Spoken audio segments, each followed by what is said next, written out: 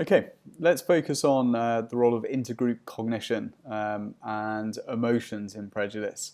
So one of the keys to understanding prejudice, and particularly for understanding who it occurs to and what form this prejudice takes, is through first understanding intergroup cognition. So what do we mean by intergroup cognition? It's basically how we go about perceiving important characteristics or attributes of an outgroup. So for example, we might perceive that a particular outgroup has certain levels of warmth, certain levels of competence, as well as making slightly more complex appraisals of whether an outgroup is seen as being good for yourself, bad for yourself, and the group that you belong to, the fairness of the outgroup's motives, and their perceived responsibility in the behavior that they're engaging in. And the importance of this for understanding prejudice is that the combination of specific appraisals and perceptions of a group can reliably drive specific unique emotions. And these can account for why we end up feeling, say for example, disgust towards one group, whereas towards another group we feel the emotion of anger. And these are, as we'll see, they're important for being able to predict what kind of behaviors and what kind of discriminatory actions people are liable to engage in. And one prominent attempt to understand the role of intergroup cognition on emotional prejudice is the stereotype content model.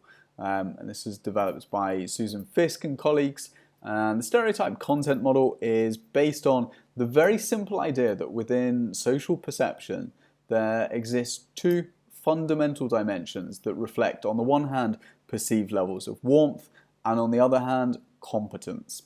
So for example, you would see this in the domain of face perception, and specifically in the work of Alexander Todorov and colleagues, we see automatically that individuals, when they're perceiving a face, they will categorize this face based on these two dimensions of warmth and competence.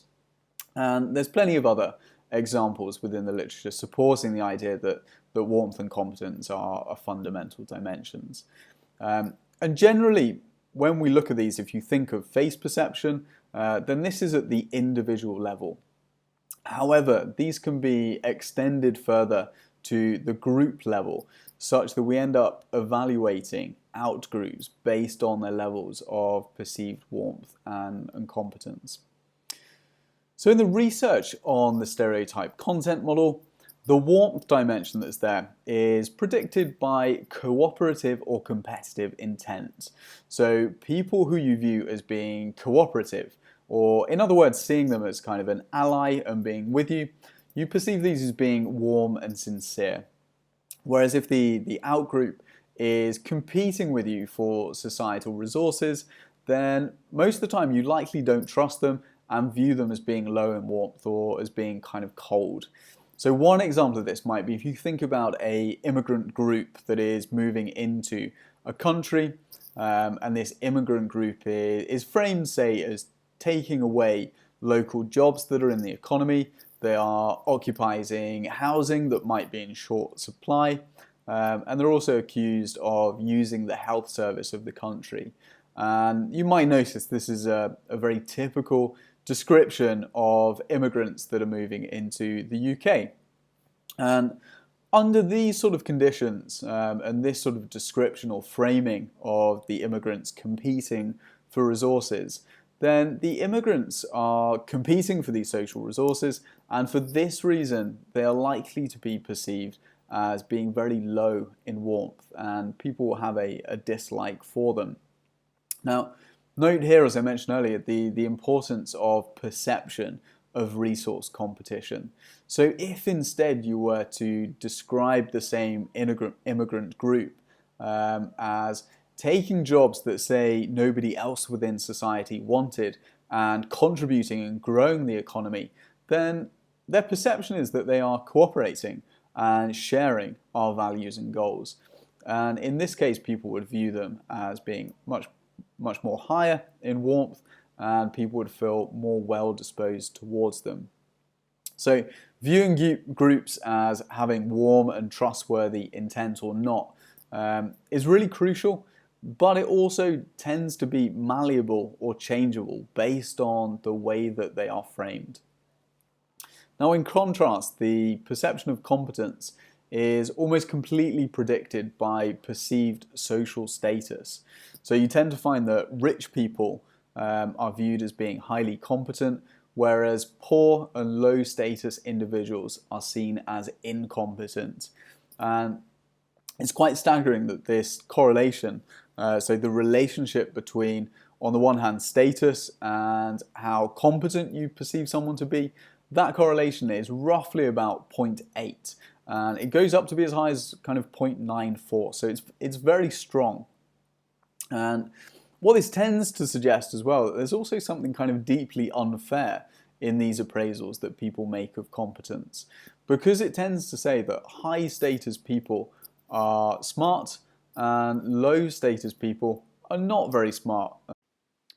Okay, let's look a little bit more closely at the stereotype content model. And of kind of greatest relevance here is the finding that these stereotypes within the stereotype content model are associated with specific intergroup emotions and behavior. So in other words, depending on the combination of perceived levels of warmth and competence, this drives and leads to particular and specific emotional responses that you're likely to feel when you encounter or you think about this group. And in turn, these emotional responses then lead to particular types of discriminatory behaviors that you're going to engage in. So if we begin with pitied groups, are those who are considered to be warm but at the same time incompetent, and they tend to elicit active helping or passive neglect. Now, one example of a pitied group is the disabled. So for example, the disabled may sometimes be neglected, for example, not going to visit people, and at other times patronized or potentially offered too much help. Admired groups are those that are judged as being both warm and competent, and typically this tends to form the in-group who you belong to. And these tend to elicit the desire to both assist them and to associate with them. So basically you want to help them and you want to be part of them as much as possible. By contrast, groups which are regarded as being low in both warmth and competence, we view with contempt or disgust. And they are harmed either passively or actively. So that is, they are either kind of ignored or attacked. An example of this sort of behavior would be avoiding eye contact or harassing a homeless person. And finally, envied groups are those who are judged as being high in competence but low in warmth. And they elicit active harm and passive association.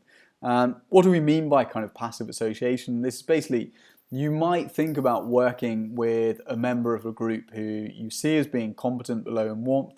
And an example of this that's taken from the literature is associating with a group who's, say for example, Jewish. And you associate with them on a math project, but otherwise you dislike that group and seek to kind of actively harm it. There are studies that exist showing that people show a positive emotional response when they watch an envied group encounter a kind of mild or everyday negative event. So for example, if you watch a video of an investment banker, we're putting this as somebody who's high competent, but generally envied. If you show people a video of them being splashed by a car that's driving through a puddle, or them getting on a bus and sitting in chewing gum, this tends to activate reward areas in the brain. So there's certainly a kind of a desire for active harm that's there. And it's useful to kind of just more formally express this causal model and the stages through which stereotyping is argued to lead to discriminatory behavior. So you begin with this initial process which involves our kind of perception and understanding of the structure of society that we live in, and some kind of evaluation of the competition that exists there for resources. So in other words, you're asking these questions of, do these people that are in this group, are they out there to go and exploit the resources that are available and what kind of status do they possess. And these initial perceptions that we have lead to what are known as kind of images.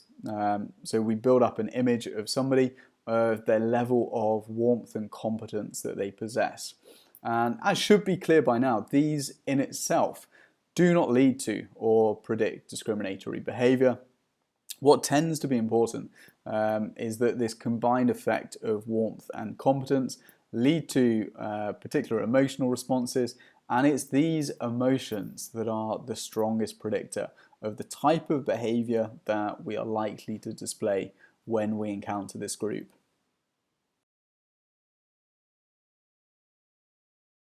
Okay, so alongside the stereotype concept model, another compatible and related theory explaining the pathway from cognitions to emotions to prejudice is intergroup emotions theory. And this is a theory that was first put forward by Elliott Smith. And in particular, intergroup emotions theory goes some way to trying to understand the slightly more fluid, changing nature of prejudice and what can spark conflict and behavioral responses. So intergroup emotions theory is based on premises that were first put forward by both the social identity theory and self-categorization theory. Principally, the idea that important group memberships, so groups with which people psychologically identify, these become part of a person's social identity, so effectively forming a kind of extended version of the self. So in addition to being a unique individual, you also think of yourselves as a member of the university that you belong to. As well as that, you think of yourself as a student, you will think of yourself as a man or a woman, and then you will think of yourselves as belonging to a national of the country. And any of these types of groups can become meaningful, part of the psychological self when people identify with them. So when a significant group identity is triggered by the environment and becomes salient, people think of themselves less as a unique single entity and more as a kind of relatively typical members of the group, adopting these group characteristics. And it's not just the characteristics that we adopt, it's the fact we adopt the typical emotions that are associated with that group. And you find evidence of this comes from the fact that people will report feeling quite different emotions as members of different groups that they're belonging to. And these differ in turn from the emotions they experience when they think about themselves as individuals. So if you think about that, an example might be an individual who reports feeling a high level of happiness when they're asked to focus on themselves as an individual, but then when they're induced to think of themselves as a woman, they might report much less happiness. And you actually find these sort of effects. Similarly, you might experience considerable pride as a student at a university, but much less pride as a Thai national. So the key part is that self-categorization, through self-categorization, by influencing which group membership is currently salient, this can dictate the type of emotion that you would feel at any time. And there's some kind of nuances to this. Probably most important is the idea that the more central the group is to your own identity, then the more intense that emotional response is likely to be. So if being Thai is very central to your own identity, then Thailand's successes and failures on a global scale are likely to exert a much stronger effect on your emotions. So when a particular social identity comes to the fore and we feel like we belong or identify with a certain group, then people appraise ongoing events in the environment based on the relevance that it has to this extended self, in other words, the social group, rather than the individual self. And you then start appraising these competing groups or the relative kind of successes and failures of another group in terms of what implication does this have for the current in-group that you feel like you belong to. And we also make other appraisals that are relevant. For example, we focus on the locus of causality of the event or the action.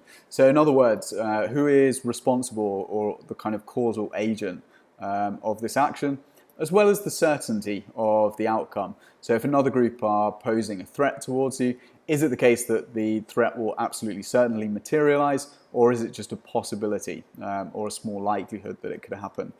And the key point here is that depending on this particular configuration of appraisals, these are going to lead to and trigger specific emotional experiences. So similar to the stereotype content model that has the interaction of simply warmth and competence predicting emotions, intergroup emotions theory is the idea that more complex appraisals influence the type of emotions that you're likely to experience. And these emotions, again, are kind of like anger, fear, or it could be admiration.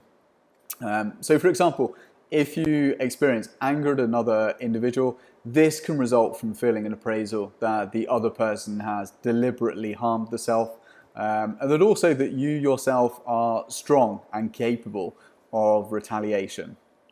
So again, these emotions, like all emotions, are linked to particular desires or tendencies to take specific types of action in response. So for example, this anger at a rival group may produce a desire to attack that group or its members. So we can also consider the influence that perceptions of in-group strength can have on the types of emotions that become evoked. And in a relatively seminal study for intergroup emotions theory, Mackey et al. In 2000 manipulated the perception of in-group or out-group strength in a situation of intergroup threat. And essentially they asked participants at the very start to indicate whether they were for or against the proposition of gay marriage. And again, the study is in 2000, so kind of being pro-gay marriage was probably not as accepted as it is now and a little bit more controversial. So after participants had assigned themselves or categorized themselves to belong to the pro or against, they then manipulated the collective support apparently enjoyed by the in-group that they belong to. And they did this by exposing participants to a series of basically 19 made-up newspaper headlines. And these were made up, but they were made to appear to reflect popular and political support. So in one condition, you were made to feel like you had strong in-group support. And in this case, 16 out of the 19 headlines would support your perspective. So for example, the headline would say, polls show majority support equal rights for gay couples. And this would be intermingled with only 3 headlines that would kind of go against the in-group perspective. And then you would have another condition where it was flipped around the other way, suggesting that your group has weak support. So this kind of technique reliably induced appropriate perceptions that either the in-group or the out-group that you belong to was in a position of relative strength. And they then assessed the emotions felt towards the out-group. And critically, with all else that was held constant, the manipulation of perceived in-group versus out-group strength had pretty strong effects on the types of emotions that people experience. So those perceiving the in-group to be strong reported considerable anger at the other group, whereas those that were in the weak condition and felt very little consensus or support behind them, they reported none. So thus, how intergroup situations are appraised on these kind of critical dimensions can trigger quite different intergroup emotions, which is consistent with the kind of key tenet of intergroup emotions theory. Okay, let's now turn our attention to something known as the dissociation model. And this is basically an attempt to focus on some of the different processing routes that can intervene between us having a stereotype and engaging in prejudicial discrimination. So if you think about the kind of basic model in much of the social cognition literature, this assumes that there's a relatively simple process whereby we might activate a stereotype. This can lead to an emotional response, and this then leads to prejudice, which in turn leads to discriminatory behavior. However, there are different approaches to the understanding of exactly how activating this stereotype can lead to prejudice through either automatic and controlled processes. So Devine's dissociation model starts with assuming 2 relatively basic premises. First, that to every social group we end up attaching some form of stereotype. For example, if we just hypothetically imagine that, say, you and the rest of Thai society possesses a stereotype that English people love to drink beer, dance on tables, and get into fights. So this would be a negative stereotype. And this is the sort of stereotype that is learned through our childhood or potentially early experience that we have until they would become an automatic association. So in other words, as soon as you think of an English person or think of the concept of England, this would activate that same stereotype of standing up in a bar, on the table, drinking beer.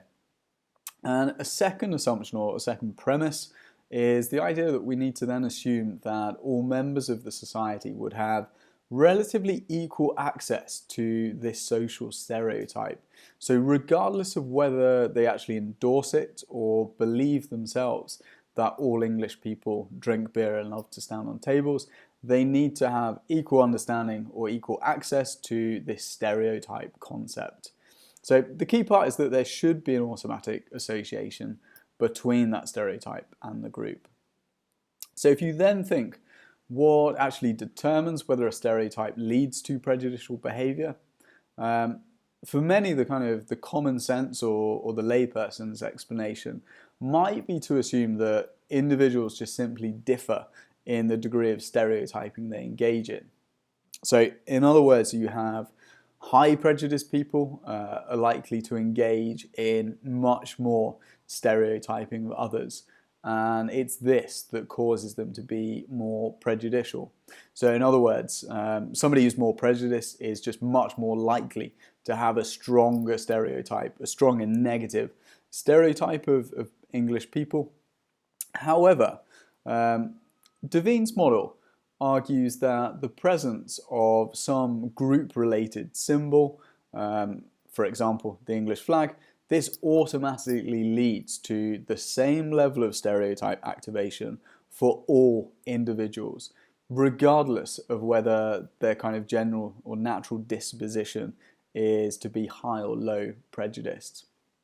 Now, the key part in this model is that after these stereotypes have been activated and become consciously accessible, so you start thinking about English people are kind of pretty riotous and partying, this is where low prejudice individuals will effectively intervene and consciously suppress or inhibit the activated stereotype. So they'll realize that, okay, not all English people act like this. We need to kind of suppress that negative stereotype I've activated. Whereas high prejudice individuals simply will not. They'll have that stereotype activated and it'll remain activated. They won't try to suppress it. So this suggests that everyone has essentially a store of negative stereotypes that can be activated by group-related stimuli, and any individual differences in prejudicial behavior depend rather than just on our dispositions, but they depend on our willingness to inhibit the activation of these stereotypes. So another example of this might be if you think about if a guy called John hears that his new work colleague Paul is homosexual, and he might automatically assume that Paul is going to be flamboyant, he's going to wear a scarf and be interested in the kind of gossip around the office. However, that first automatic processing is not the end of the story here. Non-prejudiced people who are motivated to be low prejudice will overwrite this automatic processing with some kind of controlled response. And John might think to himself like, okay, I don't really know Paul, so maybe he's not that flamboyant. I'll just have to wait and see. So when people are able to let go of their early automatic processing stereotypes and instead rely on their controlled processing, then they can essentially move beyond these negative stereotypes that they might possess. If they're not able to engage in controlled processing, either because they're consumed with cognitive loads, they've got lots of other processing that they're doing at the same time, or it might be the case that they're just not motivated, so they don't care about being prejudiced, then it's in those cases that the activation of that stereotype is likely to lead to some sort of prejudicial discrimination. Okay, so despite much of the intuitive appeal of Devine's dissociation model, There are a few kind of limitations or criticisms that have been picked up regarding the model that have caused it to evolve and kind of slightly adapt to include these. The first one is that basically it's not the case that everybody does generate the same types of stereotypical information or has the same access to the stereotypical information. So for example, individuals who are highly prejudiced are much more likely to possess strong negative stereotypical information of an outgroup. So if they have a good understanding of that outgroup of individuals, it's much more likely that that information is purely negative in valence. Whereas in contrast, when you look at the types of stereotypes that low prejudice individuals possess, then these are much more likely to be ambivalent. So in other words, you've got a mixture of positive and negative stereotypes that might be there. So someone who's low prejudice thinking of an English person would think, yes, they're dancing on the tables, drinking beer, but they're also very friendly, they can be charming, they love to drink tea. Not that that's necessarily a positive stereotype, but there's at least a mixture there of positive and negative. It's also the case that if high prejudice individuals don't know the stereotyped outgroup particularly well, if they don't have a detailed cognitive representation of that group, then it tends to be the case that they will adopt or automatically activate a generic set of negative information about that outgroup. So whether that has any basis in reality, they will just adopt and assume that this outgroup has these negative stereotypical qualities attached to them. And then having activated these negative stereotypes, if you're high prejudice, you are unlikely to bother modifying this information. You're not going to do anything about realizing that, okay, these negative attitudes and stereotypes that you've got towards someone, if they don't fit reality, I'm not really motivated to process that. And finally, it's also the case that stereotypes are not always automatically activated. So in Devine's model, you're typically assuming that there's a kind of automatic activation followed by conscious inhibition or suppression. But if the context doesn't demand that we kind of judge others based on their stereotypes, then a lot of the time we don't activate these stereotypes. And the same occurs if we are already cognitively busy. So if there's some other task-relevant, demanding task that we're doing, and we don't have the resources to go and access stereotypical information, then we're much less likely to automatically activate these stereotypes. Let's focus a little bit on the neuroscience of stereotyping and prejudice. And one of the reasons that this is important and relevant is the fact that most of our prejudices operate at a kind of unconscious or covert level. So a lot of the time we're not aware of the kind of biases that we're experiencing, and we certainly don't want to self-report them. So being able to measure the neural activation can be really useful for helping us to uncover exactly what processes are going on, so what emotions people are feeling, and exactly how they're engaging and processing information that's prejudicial in nature. When we consider a lot of the neuroscience research on this, most of the focus has been on the topic of racial prejudice. So essentially, how do white people, and particularly white Americans, show discrimination and prejudice against black or African Americans? So if we think back to a lot of the kind of discussion at the start, when we think about prejudice, then one of the definitions is that it is an evaluative attitude towards a person on the basis of their group membership.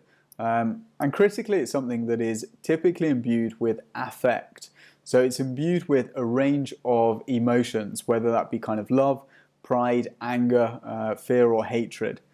And so for this reason, it makes sense that research on the neural basis of prejudice has primarily focused on these kind of neural structures that are involved in emotion and motivation.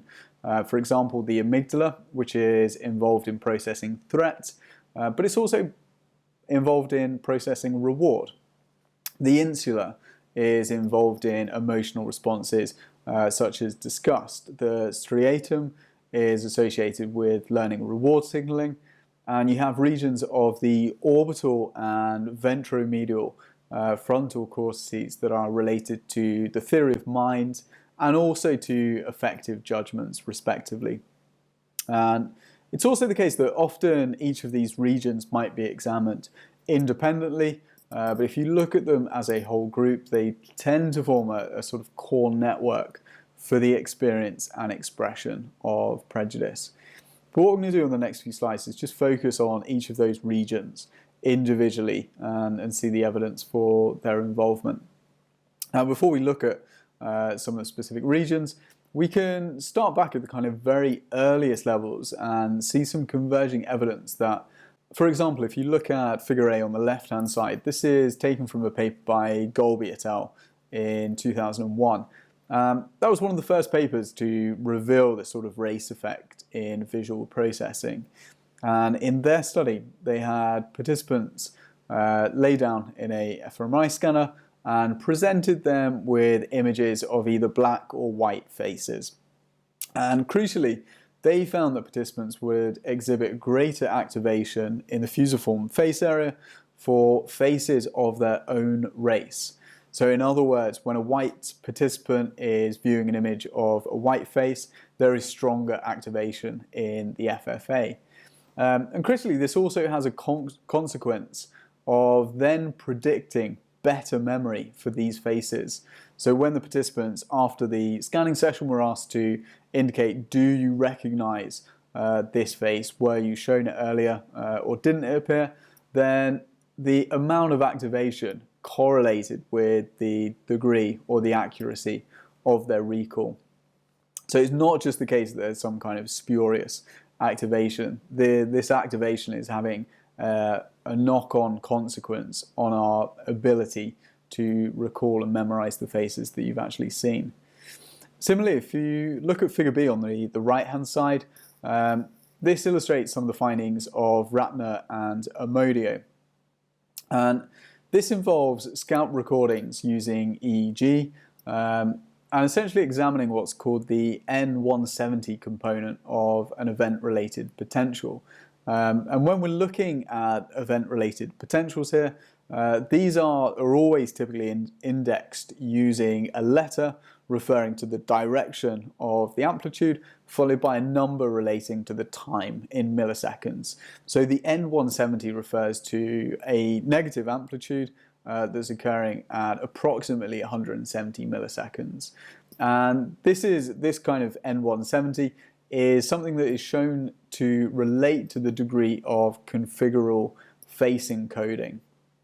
And what Ratner and Amodio found was that participants would exhibit enhanced processing of in-group versus out-group faces.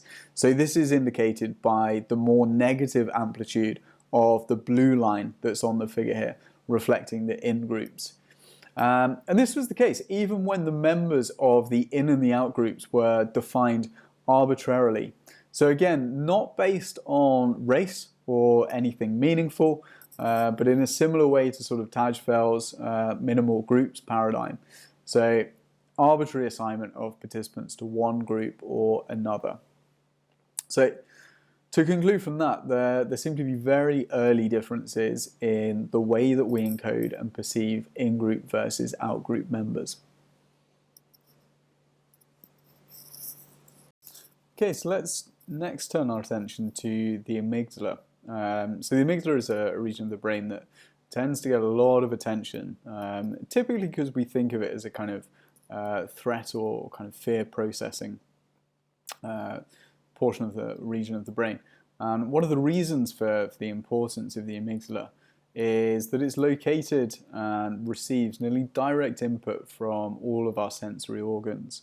And this enables it to be able to respond almost immediately to stimuli that requires a response. So generally when we think of the amygdala, this response involves rapid fight, flight or freeze responses to avoid potential threats. When we think about threats, this includes social threats, whether that is a facial expression of anger or the threat of rejection. So early evidence for the role of the amygdala in prejudice comes from, again, some more fMRI studies, principally by Hart et al. And Phelps et al., both which were published in 2000, where participants would view the faces of black and white individuals whilst they're in the scanner, and then they would measure the degree of activation in the amygdala. And notably, neither of the studies actually found that the amygdala was more strongly activated for faces of the other race. So it appeared to not simply be the case that the amygdala of white people were indicating a fear at the presence of a black face. However, there was more suggestive evidence of the role that the amygdala was playing, and in fact that amygdala activation correlated with implicit measures of prejudice. So for example, greater amygdala activation to black faces would predict slower response times to classify a black face and a pleasant category on implicit measures such as the race implicit association test. So this was some of the kind of first neuroscience research in 2000, and then some slightly more later studies have revealed kind of more evidence for the fact that the amygdala is activated when people view a racial outgroup. And again, presumably because this does indicate some form of threat response. So some of the evidence that we have so far would suggest then that the amygdala is in some way responding to or referencing a kind of a threat response to the image of other people's faces. But I want you now just to think about a hypothetical situation, and imagine that I've just put you into an fMRI scanner and you're laying there, and I tell you, I mean, I should have told you at the start of the experiment what we're going to do, but imagine that I tell you now that what we're going to do is examine how your amygdala responds when you see faces of black and white people. And I tell you that if the amygdala signals threat and it's highly activated when you see faces of black people and not when you see white people, then we should be able to take this as evidence that you have, at the very least, an implicit prejudice against black people. That sounds about correct, yeah. And that's what a lot of the kind of the sort of past research is based on. Well, it turns out that this isn't necessarily entirely logically correct. So there is another possibility here. And what if instead what's really happening is as you're laying there in the scanner and every time you see a black face appear on the screen, rather than having a threat response to the outgroup, it could be the case that the only thing that comes into your mind when you see that black face is, I hope I don't activate any of those prejudice neurons. Obviously there are no prejudice neurons, but anyway, the thought would be there that the threat you are experiencing is about appearing prejudice rather than the threat posed by the racial outgroup. So that's been one kind of limitation or criticism that's been thrust at understanding what the amygdala is signaling. It's also the case that amygdala activation can depend quite a lot on the perceiver's goals in the current situation. So in one study by Wheeler and Fisk, they asked participants to focus on and classify participants based on the sports group that they belong to rather than their race. So basically in this kind of task, classification or categorization by race is an irrelevant feature and doesn't define who belongs to the in-group or the out-group. What defines that is sport or their coalition group. And interestingly, when you change the parameters of what you're categorizing people by, it turned out that it was now their coalition or sports group that correlated with and predicted amygdala activation. So in other words, you got the highest levels of activation when participants were viewing members that belong to their own team this time, so in-group members on here. And their conclusion from this was the idea that rather than necessarily processing and indicating threatening information, the amygdala is signaling motivationally relevant cues, and it doesn't really matter whether these are positive or negative. Okay, let's turn our attention to the orbitofrontal cortex. Now, the orbitofrontal cortex is a region that's associated with the ability to process emotional information, to be able to make evaluations, and is engaged in decision making.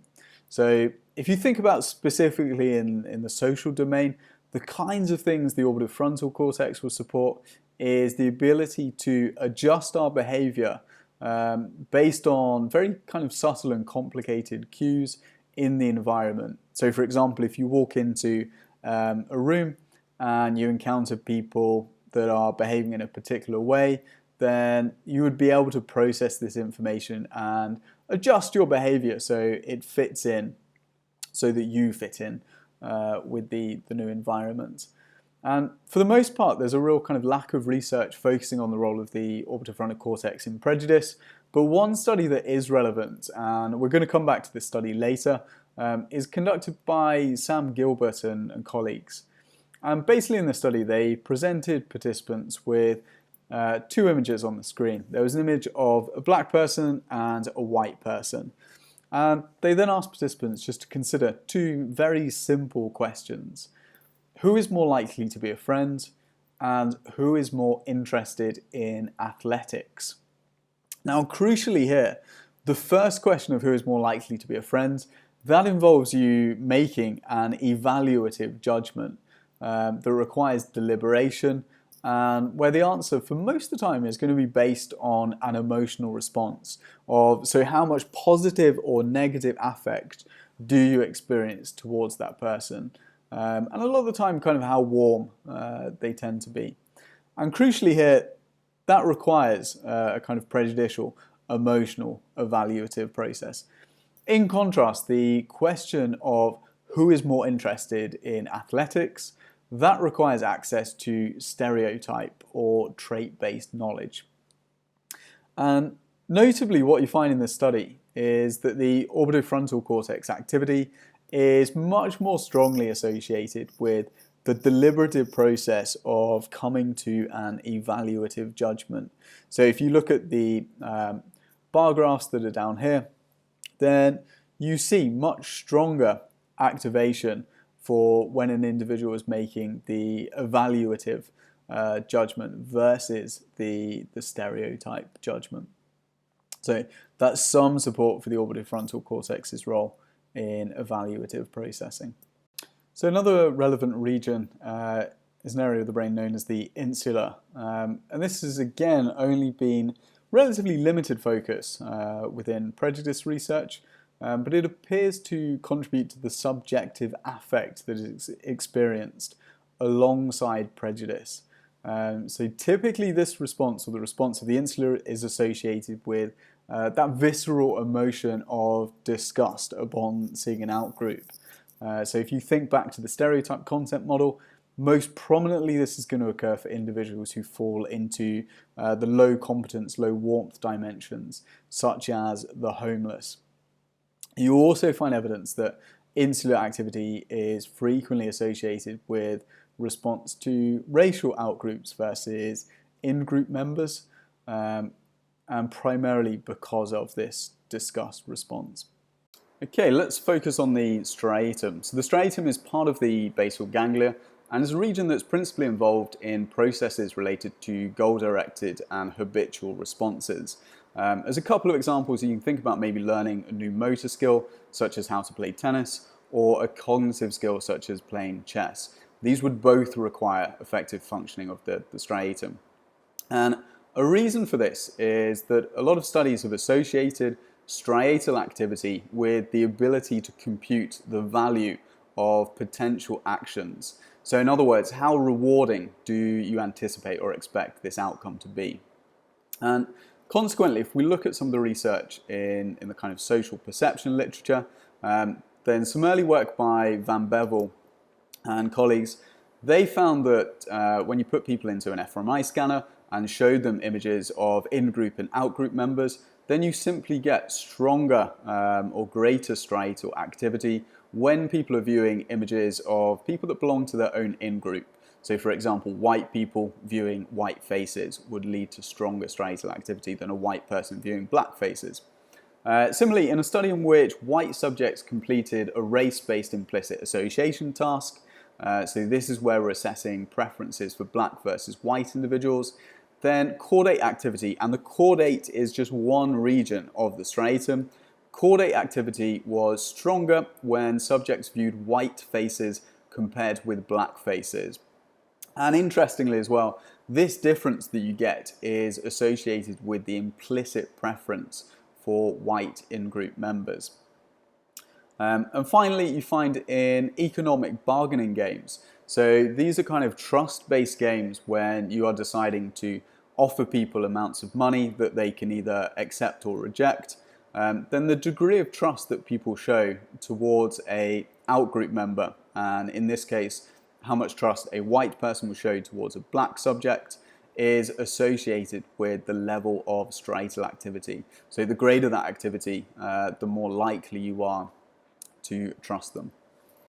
The medial prefrontal cortex is a region that is heavily associated in the concept of theory of mind, and essentially the ability to be able to empathize and understand what is somebody else's motives, what are they thinking, and to this extent it's kind of associated with what we can call a humanization process. So understanding somebody as a human with thoughts and cognitions.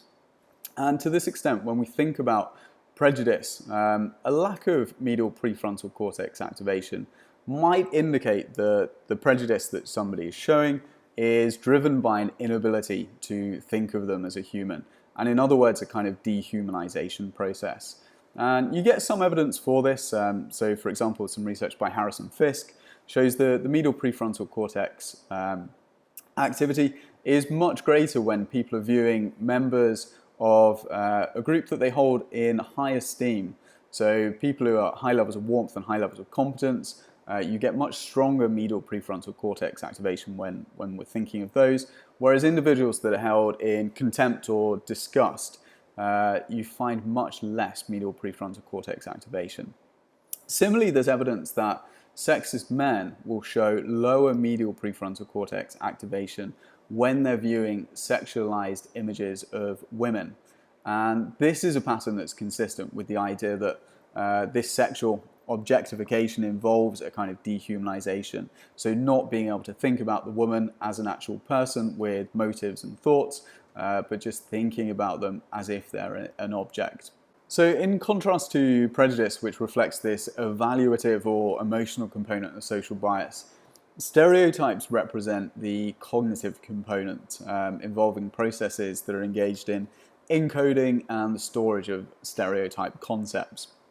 So in other words, the kind of selection and activation of these concepts into working memory and their application in judgments and behavior. And as such, stereotyping involves cortical structures that support these more general forms of semantic memory, object memory retrieval, and conceptual activation. And particularly this is the kind of temporal lobes and inferior frontal gyrus, as well as other regions that are involved in impression formation. So if we look at each area more specifically, you find the temporal lobes are related to semantic knowledge, and the representations are stored here relating to judgments of race, gender, status. And evidence for this comes from studies where participants are asked to make judgments on the categorization of either social or non-social objects. And if you put people into an fMRI scanner, you find that the anterior temporal lobe is activated more strongly when people are making social stereotype-based judgments as opposed to the non-social judgments. Further evidence for this is if you apply TMS or transcranial magnetic stimulation over the anterior temporal lobe, and if you remember the effects of TMS, this basically disrupts the neural activity there, and you find that this reduces the behavioral expression of implicit gender stereotypes. So in other words, if you imagine that you have some kind of biased, gender-biased tendencies to view women as maybe less able to do a job than a man and would be less likely to employ them if they came for a job interview, then theoretically applying TMS over the anterior temporal lobes would have the effect of suppressing this negative stereotype that you have against women, and potentially making you less likely to reject them based on your implicit prejudices.